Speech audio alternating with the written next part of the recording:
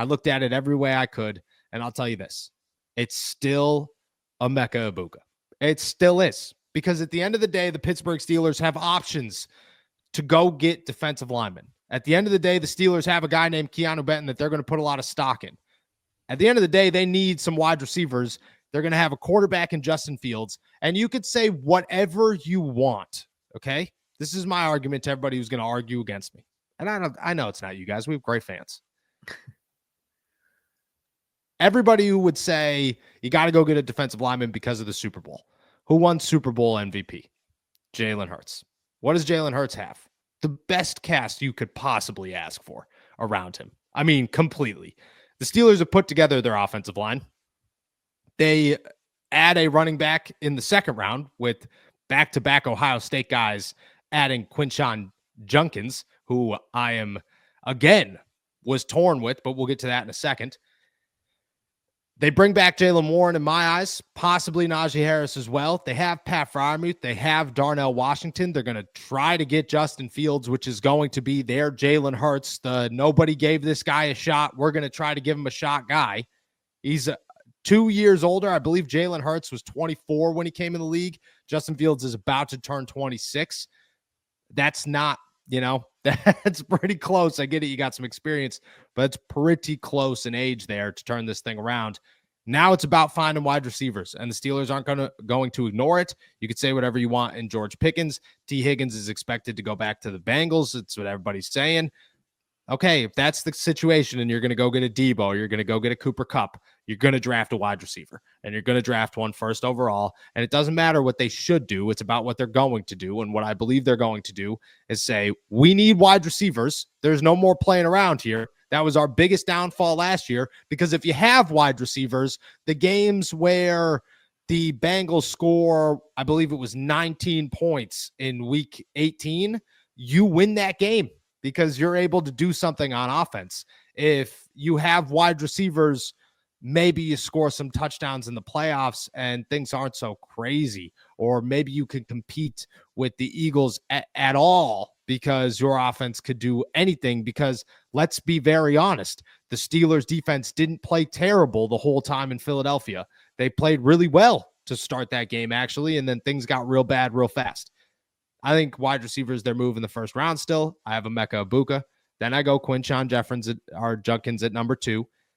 Caleb Johnson was sitting right there in my eyes. It was Caleb Johnson and Quinshon Judkins. And I just said, dude, you want to know? All I could see, I could just picture Mike Tomlin sitting there at the podium and just going, we like winners. They know how to win. Ohio State Buckeyes, that was a team that knew how to win. And I could just envision him saying it. And I said, Judkins is the move. I do have him getting interesting as we get a little bit deeper into here. They back-to-back double dip at defensive end here with Darius Alexander out of Toledo and Ty Robinson out of Nebraska. My big things there, my big thoughts on that one. I apologize that I got all crazy there. My big thoughts on that one. Ty Robinson is 6'6", 6'7", and you want to know who he's replacing? 6'7", 6'8" Isaiah Loudermilk out of Nebraska. Out of Wisconsin. Makes a lot of sense. And then at the other one of those, the Steelers were very much so into Darius Alexander. Very much so into him at the Senior Bowl. I heard a lot about how the Steelers had interest in him. I would imagine that's a name to keep an eye on. I look at Robinson as a guy that comes in, both of them, Robinson and Alexander, as names that come in here and have starter upside, like high-end starter upside in the 3rd and 4th round that the Steelers could bring in and develop. It's not the perfect mix, but I expect them to go out into free agency and make a splash, or go into the trade market and make a splash, especially if you're not going to go sign a T. Higgins and spend a boatload of money on a wide receiver. That's how I look at it. Judkins is number 2, Egbuka is number 1, and then I got him double dipping at defensive end. You checked it out this morning. Everybody else could check it out at si.com/NFL/Steelers. What were your thoughts? Am I wrong?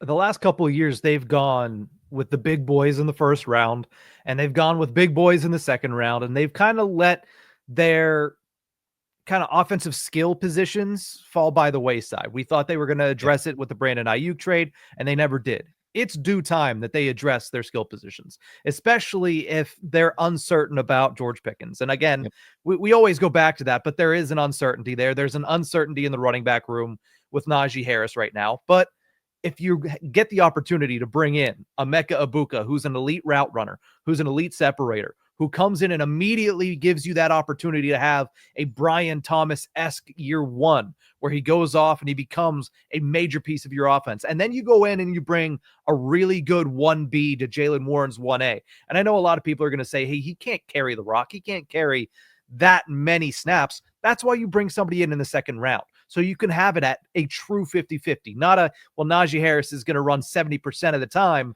through the first 8 weeks. And then whenever he gets worn down, then Jaylen Warren's get an opportunity to know. It's going to be a true 50-50 throughout the year to keep both of these guys fresh. And I like Judkins being that type of option. I've talked about these guys a lot. So I love the fact that you have them and you're continuing to have them. Little consistency here to have these guys in the conversation in the first couple rounds. And then going defensive line is huge. I mean, you mentioned it. The Steelers need to restructure their defensive front. They have two major pillars in Cam Hayward and Keanu Benton. Let's get them some support. Yep. Isaiah Loudermilk's not support.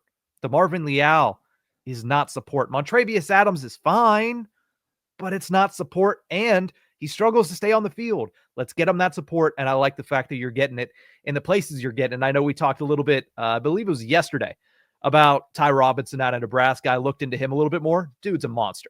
So bring those guys in, and you can also address that in free agency as well. If you build that offensive line, if you build that front four, that's what's going to help you, because the Steelers, they're cocky. They are. They like to say, we're going to run our defensive line 4-man rush, and that's all we're going to do. If you're going to do that, you need to have a deeper room than you have right now. Addressing that and double dipping in back-to-back rounds, that allows you to get the talent necessary to be able to be as cocky as the Steelers are on defense. Yeah, look at it. I agree. I think if there's a position, and I have the Steelers getting Jimmy Horn late, so they're double dipping at wide receiver too. But that was more so of I've heard two names that the Steelers love in this draft class above any other, and Jimmy Horn was one of them. So how do you not put him in the draft? But I agree. I think that if the Steelers are going to double dip anywhere, it's the big guys on the defensive end or the defensive tackle, defensive end line. And if they're going to go anywhere in free agency right now, wide receiver is a big one. But with these trades emerging, it's just hard for me to sit here and say that they're gonna avoid Cooper Kupp and Debo and wait to take a chance on T. Higgins, when expectations are right now that T. Higgins is staying in Cincinnati, and you got to ride that wave. If the wave says he's only got a 50% chance of hitting the market, that's not good enough. You can't take those chances. There was a 50% chance Brandon Ayuk ended up in Pittsburgh last year. Look at how that ended up. You can't do that. You got to go with your positions. Wide receiver's a risky one, but I think Ibuka's worth it. I do. And Ohio State wide receivers work out in the NFL more times than not. So you got to stick with what's good and what you know. And the Steelers are going to love them once they go out to good old where's Ohio State? Columbus, Ohio. Yeah, Brian Hartline is doing some special things with wide receivers out there. He's the OC now, though, so we'll see how that adjusts and changes now. That is very true, but he is a stud. And Brian Hartline was also awesome on the Dolphins. So let's not act like he was in the mix of the West. He was the underappreciated Danny Amendola. That's what I would say about him. No? Yeah, no, you're right. But to be the underappreciated Danny Amendola, who was the underappreciated Julian Edelman. Yeah. Who was the underappreciated Wes Welker. This is the 6 degrees of separation from the New England Patriots. Yes. Yep. Yes. Cooper Kupp came in and said, look it, guys, I'm over here. I'm walking away from this line. And he went in his own. So shout out.